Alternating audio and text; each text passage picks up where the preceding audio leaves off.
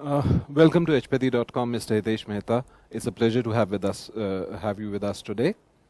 I've come to know about your association with Dr. Rajan Sankran and the Other Song Academy. And I would like to ask you, because I know that you are not a homeopath and you are a businessman, tell us more about your association with Dr. Rajan Sankran. My family, has been into homeopathy or has been taking homeopathy like from last 25 years, and we have been associated with Dr. Shankran and Dr. Jayesh. So part of our family, we stay in Juhu. So part of them, were taking medicine from Dr. Shankran, and originally we used to take from Dr. Jayesh, but he had his clinic in Mumbai. So for convenience, we used to connect to Dr. Shankran. There were cases where they used to do. There were times when they used to do jointly. They used to, come to our whenever necessary. They would jointly take our case and There were so many instances where they really worked jointly and healed us, or healed members of my family, and they have done a wonderful job. It's been a wonderful experience, experiencing homeopathy and getting healed. So from what we experienced, we used to send so many patients. We used to get so many people to adopt homeopathy and go for that. So that's how. And what has been your experience of homeopathy like? No, it's magic. In one word, if I have to say, it's magic. It's miraculous. So sometimes you have a throat pain and you go to the doctor, and if he knows your case, by the time you reach home, the pain is gone, the fever is gone. It's so quick. I think my experience is that once if your constitutional medicine is known to the doctor, it heals you faster than any other form of medicine.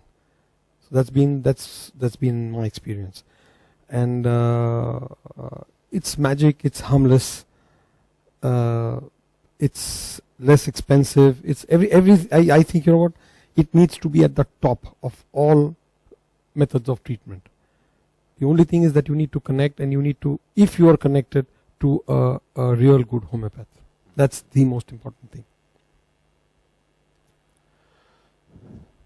You, from being a patient to being an admirer of homeopathy to being a close associate, how did this transformation occur? It was a coincidence that the HRC, the HRC, yes. It was a trust that all the homeopaths put together were running, and they used to do all sorts of activities under that HRC banner. So they had some land in Lonavala, and they put up a small sort of a setup and lecture thing there, and it was an opening that they had invited the main patients that they were connected with. So I went there, I saw that what they were doing, and I said that, doctor, you need to be looking at something bigger than what you are doing here, and Lonavala being far for you all to travel back and forth is going to be an issue, and for something that you want to put up like this, where you need students to come, stay and have live cases, you need patients. So in that remote place, how do you get patients and live cases?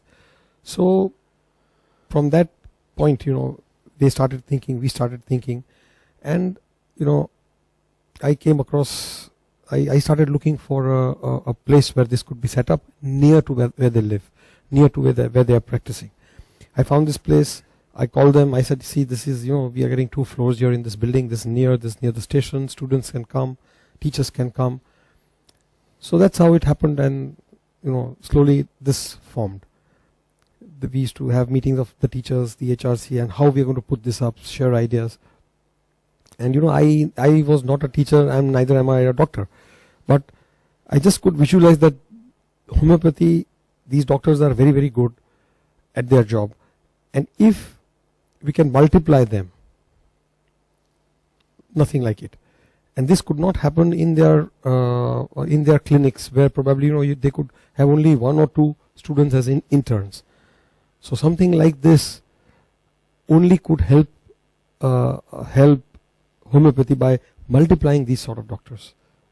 At a time, they can address 60, 70 people. Yes, I've seen that there's a complimentary training, 1 month training program for the interns here, Yes. and the other Song Academy is taking care of all the expenses for that program. It's free for the intern students. Yes. That's a wonderful initiative. But still, being an admirer and putting in crores and crores of rupees, that's entirely different ball game. Yes. Were you comfortable making all this investment for this academy? Because it's not about making profit. It's about working for a cause. Were you comfortable investing so much money into this cause? Absolutely, because the people, it's not more than homeopathy. It's the people whom I was sort of banking on. It's the doctors, and I've now known them for like last 25 years, last 30 years, and I knew that they would do their job sincerely. That was it, and this was one of its kind in the world. What really motivated me was I'm doing something that doesn't exist. To put up hospitals and to donate and have your names there written there up. Now this is a very common thing. This didn't really motivate me. So I all the while I was thinking that if I could do something for homeopathy. My wife was suffering and had fever for 1 year probably. She was not none of the reports gave any sort of a clue as to what sort of a disease it was. Now these doctors, we were after, I do not know how much of a headache we have caused to these doctors, but in the end, they cured her. Now at that point of time, I went to the doctor, Dr. Jayesh was the one, and Dr. Shankar. I said, what, is there something that we can do for homeopathy? Now it was a miracle, the way they really cured.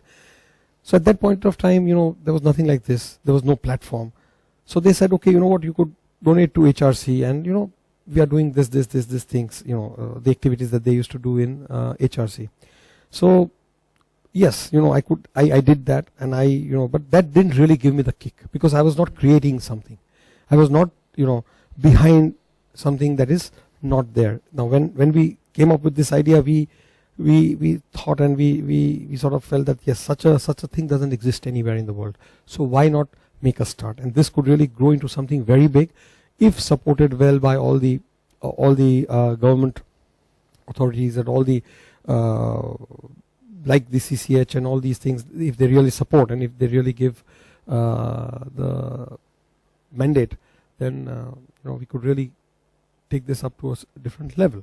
And when we used to talk with Dr. Shankaran, I always used to ask them. They always used to tell me that in the colleges, people who don't get admissions anywhere else get into homeopathy. So by the time you get people who already are very low in IQ, they have not been able to get good percentages, 60%, 50%, 40%, and then homeopathy colleges, because they are they need to have populate their colleges. They didn't have a bar. They would take anyone.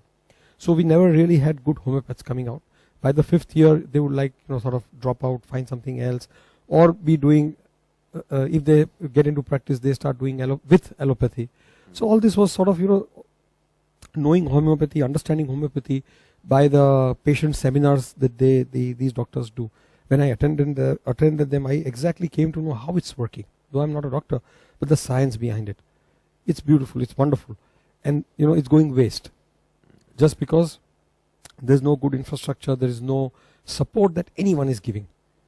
Now here, people support, people give money, but they need big names, big banners. No, there's nothing like this here. So nobody comes in for support. Nobody really, we see hardly happening. This hardly happening. So the thing that I want to create something that's not there in the world and something different. And what is your vision for the future of this academy?